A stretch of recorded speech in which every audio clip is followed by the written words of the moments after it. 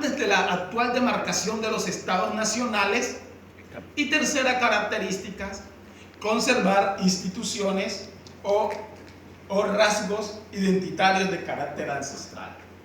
De hecho, que los afrodescendientes tenemos esas tres características, ¿sí? Tenemos conciencia de identidad, es decir, primero éramos negros, después somos afrodescendientes y ahora nos autodeterminamos como tal.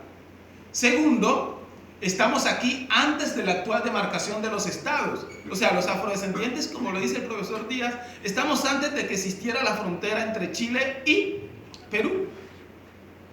Antes de que se estableciera formalmente en el estado, por ejemplo en Ecuador, el estado se forma en 1830 y nosotros llegamos en 1553. ¿Dónde más están los elementos jurídicos de lo que somos afrodescendientes?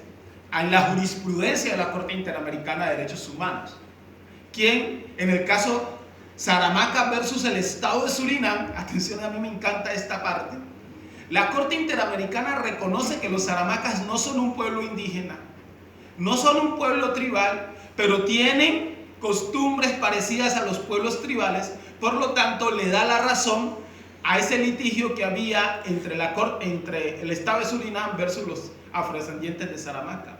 Lo mismo la Corte aplicó para los garífunas de Punta Gorda en Honduras. Y es que, ¿qué más pueblo afrodescendiente que los garífunas? En algunos países ya existe la jurisprudencia. Bolivia, en su constitución, declara que los afrobolivianos son un pueblo. Ecuador, en su constitución, declara que los afroecuatorianos somos un pueblo, artículo 58. México recién hace una reforma para reconocer al pueblo afromexicano como parte de la cultura y la identidad mexicana. Entonces, los instrumentos jurídicos ahí están diseñados para que nosotros demos la pelea y el salto para que no nos digan que somos personas afrodescendientes. ¿Y cuáles serían esos derechos? Y con esto estoy terminando. Si nos declaramos como tal, como afrodescendientes, como civilización, como pueblo originario, ¿a qué derechos estamos beneficiados? La Recomendación General 34 del SER lo establece claramente.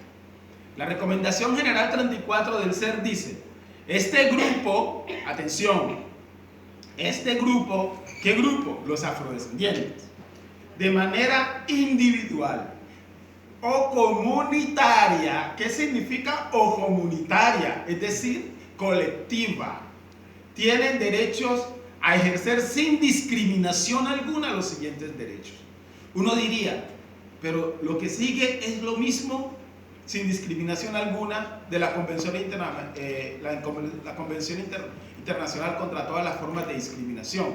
No, aquí hay un avance jurídico importante, y es que la Recomendación 34, si bien no es un instrumento jurídico, es una recomendación, nos está abriendo el camino para que en el futuro diseñemos la convención o los derechos internacionales del pueblo afrodescendiente de manera colectiva.